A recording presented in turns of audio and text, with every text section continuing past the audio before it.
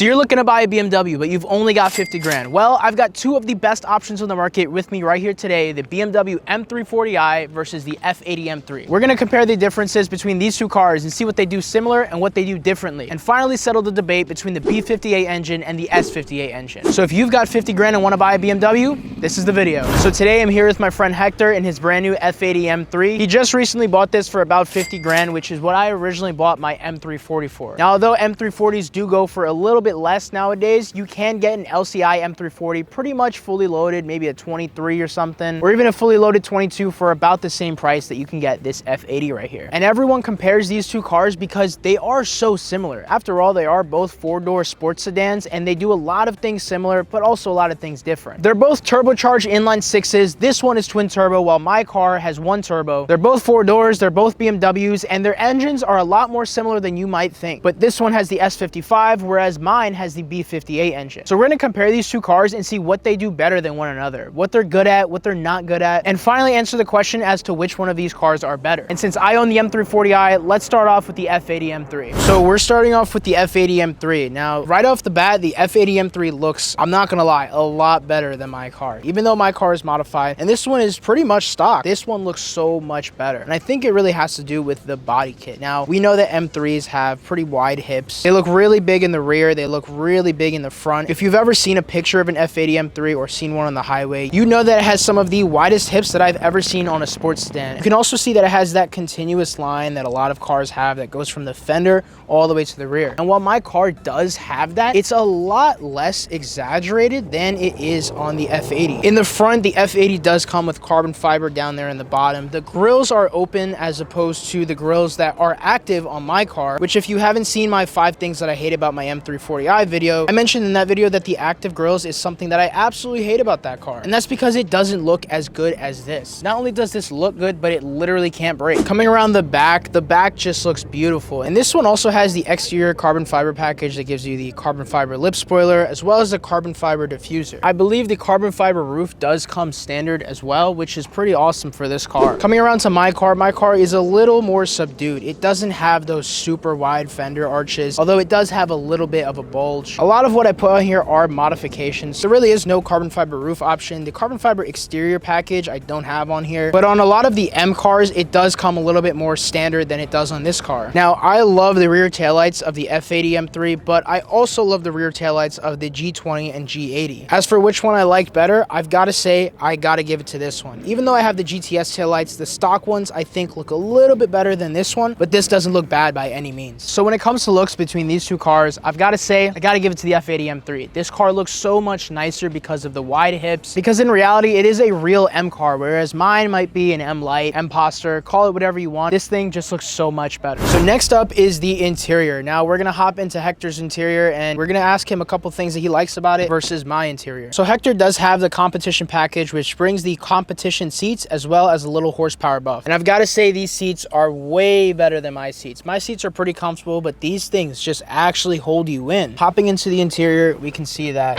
it is the older iDrive system. You don't have the digital dashboard like you have on my car. We also have this M Sport steering wheel, which honestly, I like mine, but this one just feels a lot better in your hands. You've also got a manual e-brake, and that is because this car has a DCT, whereas my car doesn't have a DCT. It has a ZF 8-speed torque converter transmission. Now, they both have their pros and cons, and we'll get into that when we talk about performance. Now, I've got to say, even though this is the older interior, the seats, because of the competition package, are way better than mine. I also love the little carbon fiber that you get everywhere, because a lot of the M cars do come with that. Although my car does have that option, most of them aren't spec'd with it from the factory. So hopping out of the F80, now we're gonna go into my G20 and see what the interior is like in there. So my interior is a lot different than Hector's. As you can see, my car right off the bat has the digital dash. Now, if you want a digital dash, this might be the better car for you. It also has the newer iDrive. This isn't the newest iDrive, but in my old Supra, it did have the same iDrive that Hector's car had. I think they both work pretty much the same. However, I like the look of this a little bit better. Like I said, I don't have carbon fiber in here, but it is an option. Overall, I think this interior and the G20 on the M340i, it is a lot more comfortable. It's a little bit more luxurious, I say, whereas the F80 interior is a little more sporty. So Hector just pointed pointed out, the texture of my leather is a little bit different. I'm not sure if I have like the Vernasca leather, I think it is, the upgraded package. But I've been in plenty BMWs and I do agree with that. I think the leather quality is a little bit better here. But overall, I like the interior a little bit better in my car. However, I do like his competition seats a lot better. I think they really hug you in, and even in a car that's not really built for handling like this is, it would be helpful to have some competition seats, or at least some seats with some really good side bolsters, because this one isn't that great. So he also did point out that I do have the extended leather package, but not the upgraded leather package. My car also has a lot better ambient lighting than his car. Yeah, I've got a lot more color options here. I actually coded in this like pink color, which you can see in my video when I coded this in with Beamer code. But going into the back of the cars, they're almost the same. This one has pretty nice leather, but his has pretty nice leather as well. I don't think this is bad by any means. I mean, you can even poke the driver with these competition seats. These seats look awesome from the back. I can't really get over those because they're just so good looking. Now, when it comes to trunk space, Hector's car has pretty much the same exact amount as my car. I don't know the exact numbers, but I'll put them up on the screen right now. Hector doesn't have a power trunk. However, mine does. As you can see, when I press the button, it opens automatically. And yeah, pretty much the same exact size trunk. Now we're going to be talking about performance. So as I mentioned earlier, both of these engines are pretty similar, but they are different in a lot of ways. This one has the BMW S50 engine, while my car has the BMW B58 engine. But both of these cars are inline sixes. This one is twin turbo, whereas this one only has one turbo. You can also make a lot of power with this car. However, it isn't known for making power so easily as much as my car is. Under the hood, he's got this beautiful carbon fiber strut brace that really helps the car handle as well as it does. Whereas I actually put these strut braces on from Berger Motorsports, and this car doesn't handle as well as I wish it did. But that's because I believe these two cars are made for completely different things. This S55 does make some great power. However, this car is made a lot more for handling versus this car, which is really just made for straight line speed. Another big thing to mention is the drivetrain. This car is rear wheel drive, and it also loves to do really great drifts. My car is all wheel drive, so it's a lot better for things like drag racing, and that's obviously why so many people take these, gut them out, modify them, and drag race them. So Hector said this car has about 444 horsepower. If that's not right, I'll put the real number up on the screen right now, and that is 100% stock from the factory. This car comes with 380 horsepower from the factory. However, with the mods that I've put on it, I'm pushing almost 500 horsepower to the wheel. And the biggest difference between these two engines, I think, is the torque. This car has so much more torque than this car does. However, this one still is pretty torquey. But the problem you might run into with this car is that you have all that power running only to the rear wheels. While this one, although it does come in rear wheel drive as an option, most people end up getting the all-wheel drive. As for which one is better for making power, I've got to give that to the B58 engine. This car can make 500 horsepower with simple bolt-ons, a downpipe and an E50 tune, and you're good. This car can do very similar things, but it doesn't make as much power as the B58 does. Not to mention with this car, since it is twin turbo, you do have to buy two downpipes, and that ends up being a little bit more expensive. All the parts for this are also more expensive because it is a full-on M car. An exhaust for this car can run you almost $5,000, whereas I got my exhaust, which was pretty expensive, for only $3,000. And $3,000 sounds like a lot, but that's just what you got to pay to get the great sound like this. So Hector just told me that this car with stage 2 full bolt-ons is about 532 to the wheel, and that's with 93 gas, not even including E50. So that automatically is more horsepower than this. However, like I said, this car is rear-wheel drive, so you might need some really good tires. We also mentioned that it is more expensive to get all of those things because this car has what's called the M tax. Basically, they just like to charge more for this car since it is an M car. Even with my bolt-ons, I have all-season tires, and I don't really spin that much, but it still does happen once in a while. And next, when comparing both of these engines, we have to talk about reliability. This car especially has an infamous issue called the crank hub issue. And that is pretty much this little piece inside the engine called the crank hub tends to maybe break, which when it does, your entire engine pretty much is fried. What it likes to do is it spins and it pretty much messes the whole engine, messes up the block, messes up the timing. However, I have heard that there are a lot of F80 M3s that don't even have that problem, even the F82 M4s. So is it really that big of an issue that you need to think about? Well, I think it's more of a reliability thing. A lot of people just like to get the crank hub done, which is about $3,000 to get finished. But it's more of a reliability thing and a peace of mind. Whereas this car, if you've watched the other videos on my channel, you know that I've driven it from Florida to New York and back, and from New York to Tennessee and back, and I've had no no issues. I've put over 60,000 miles on this car and it is perfect. No issues whatsoever. Never had one issue with the engine in this car. So when it comes to reliability, I mean, this thing is set. However, one thing I have to talk about is when you push higher horsepower numbers in this car, things like the axles and the drive shaft, they tend to snap when you go into the higher horsepower numbers. This one comes with a carbon drive shaft and it's also just an M car, so it's used to taking that abuse. So if you want to push high horsepower in this car, the axles and the drive shaft are two of the biggest things that you have to upgrade after you go past the bolt-on stage. Once you can start getting into the big turbos and port injection, upgrade those two things. Trust me, you don't want to break them. Another reliability thing we have to talk about, like I said with my car, this has the 8-speed ZF transmission. Once you start hitting about 600 horsepower to the wheel, you need to build a transmission because that is something that can break on you so easily. The F80 has a DCT which shifts more dramatically, maybe not as quick. However, it is a lot stronger than something like the ZF 8-speed. After about 750 horsepower to the wheels, you need to upgrade the clutch on these cars. Whereas once you hit 600 on this car, you've got to upgrade the whole transmission. And that thing isn't cheap. You might be spending 5 grand, you might be spending 10 grand, but whatever it is, that's the exact reason why I chose not to continue to build this car, because once I get any faster, I'm gonna need to build that transmission. So I think it's safe to say, as for performance, you want drama, if you want handling, you want all that, this is the car to get. If you don't mind the rear wheel drive. If you drive in 4 seasons and you need all wheel drive, you want a reliable car that's gonna get you from point A to point B without ever braking. And you also want to modify your car cheaply and efficiently. You don't care too much about how it drives, you really just want it to drive fast. This is the car to get. So right now we're gonna test both these cars and we're gonna drive them and see how they both feel. My car is fast, don't get me wrong, but you definitely don't feel as much as you feel in this car, and that's why I like it. First of all, I don't know if I got a big back or something, but these seats are holding me in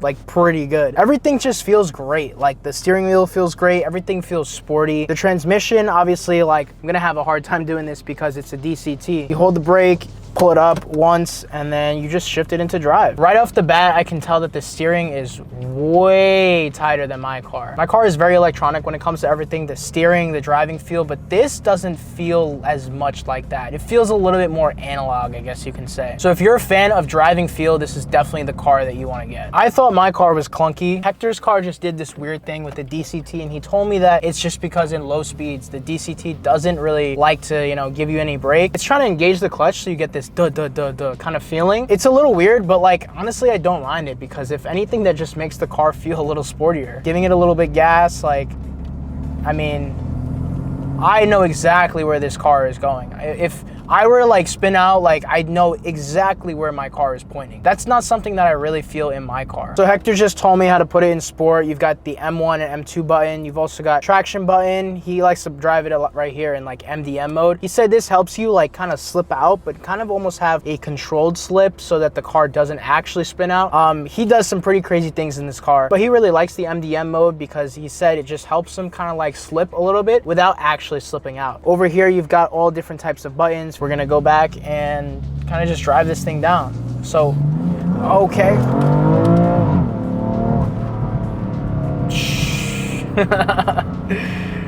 I just gave it a little bit of throttle and it just went. Damn, I didn't really expect that. His car also sounds really good because it has, what is it, the M Performance exhaust? Okay, so yeah, it has the M Performance exhaust. It's completely stock, but it sounds like he has like catless downpipes. I think my car with just a catless downpipe and the stock exhaust, it would sound pretty much the same. We're just gonna drive it down one more time.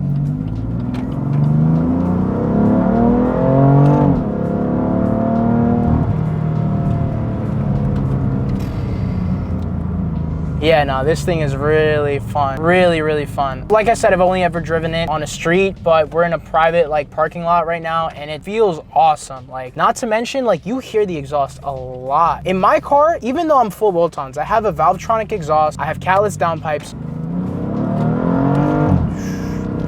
You don't hear the exhaust as much as I wish you did, and that's because the rear seats kind of like act as like cushion or like sound deadening. But in this thing, you hear everything. Maybe it's the active sound design, that like fake audio that BMWs get pumped in. Maybe it isn't, but I just know that I'm hearing a lot right now. So I'm driving it right now within the harshest setting, the most aggressive, everything off. I'm gonna give it a little rip and see what it does.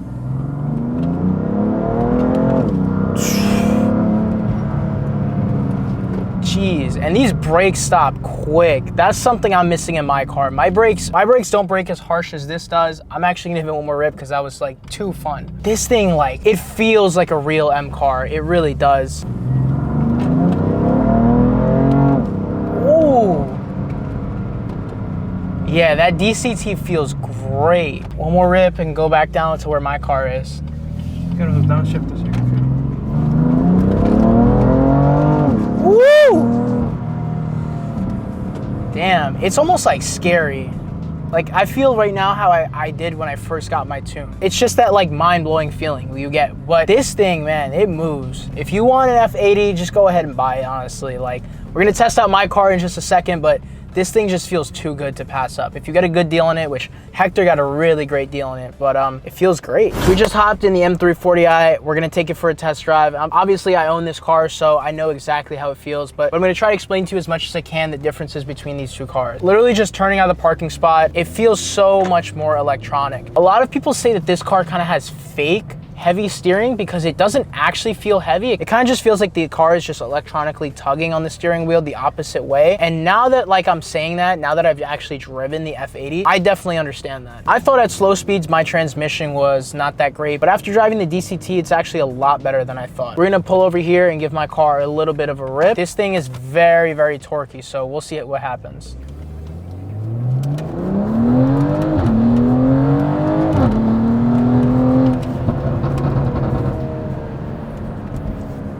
I'm a little bit more inclined to rip this just because it's my car. But that pull was great. However, I didn't really feel anything. That's my biggest gripe with this car. If you watched my 5 things I hate about this car video, you would know that I said that the driving feel is something that I am missing in this car. You don't get good driving feel in this car. This car is really just for somebody who wants to daily their car. They want comfort. They want luxury. They want interior. They want all-wheel drive. They want it to be practical because of the all-wheel drive. Or maybe you want all those things, but you also want to take it to the drag strip. If you do, then this is the car for you, because I would 100% say that this car is a better straight line speed car than the F80 M3. But the F80 M3, I've got to say, like, it just handles so much better. It's a true driver's car. This car is not a driver's car. This is a 3 Series, that's an M3. And maybe some of the things I complain about are fixed in the G80 M3. But the G80 M3 is something like 80 grand, 90 grand, almost 100 grand. Both of these cars are around 50 grand. A fully loaded version of this, low miles, is 50 grand. Or brand new 2024, maybe 2025 version of the M340i is also about 50 grand. They do have options that even go more, like 70 grand almost, but you don't really need to get those when you can get something like this, a used one, low mileage, both for 45, 50K. I'm gonna rip it a little bit more here.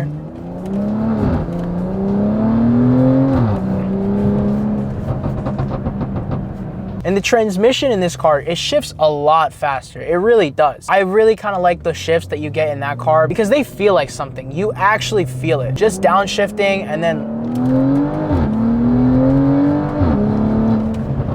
like, it's instantaneous. And I have an XHP stage 1 tune on this, not stage 2, not stage 3, because like I said, I don't want to snap my drive shaft or my axles. But come on, like, this thing shifts so quick. And I don't have the adaptive suspension in this car, but I know if you did get it, it would honestly feel a little bit more comfortable. As for which car felt more comfortable, I've got to say they're almost the same. However, with this, it kind of just like absorbs or like bounces the bumps. Whereas on the F80, it either made it numb or you felt it a lot when you put the car in sport. So overall, I think both of these cars are very different driving cars. This one drives a certain way and that one drives a certain way. Whichever one you like better, I'd say just go for it. So between these two cars, which one are you choosing? Honestly, if I had to choose again, I've got to say it might be the F80. And Hector's laughing behind the camera right now, but my car, although I love it so much, it's luxury, it's fast in a straight line, and it is all-wheel drive, and that's why I honestly chose it. Because if you didn't know, I had a Supra before this, and I sold that car just to get this car. But if I never got the Supra, I might have gotten an F80 M3. The F80 M3 is just a better driver's car. However, that doesn't mean I don't love my car. I love my car for what it does. And I think that's exactly what's missing with these newer BMWs. There's no driving feel. There is no road feel. feel. Everything is so overly electronic, and while this car does a lot of things great, it's fast in a straight line. It's all-wheel drive or rear-wheel drive if you want to get that. It's luxurious and comfortable inside, and it's reliable. Like I said, I did a 2,500-mile road trip on this thing, and I had no problems whatsoever. Didn't have to change the oil, didn't have to top anything off. I obviously did that anyways just to be safe. This car is such a good driving car. It just drives and handles like a real M car should, and that's because it is a real M car. To be honest, BMW's just put M badges on this car just to sell them more. As for which one I think is faster, I think my car honestly takes that. My car is a lot better for modifying and tuning, and that's why I bought it. I bought it just so I can modify it. So which one of these two cars should you buy? That depends. If you want to modify your car, if you want to do it cheaper, if you want to do it safer, if you want a reliable car, you want a daily that's all-wheel drive and you can drive pretty much year-round, and you want a more luxurious car, this is the one to get. The BMW M340i takes the cake. But if you want a car that's better for handling, a car that drives better, a car that maybe feels more aggressive, maybe feels sportier, or you want rear-wheel drive, you want to drift, you want to do donuts, you want to do all things like that, the F80 M3 is the way to go. But if you want to find out what the #1 best BMW is to make big power and to modify, then check out my video on the best BMW to modify right over here. And with all that being said, I'm Ryan from Gears and Gains, and I'll see you in the next one.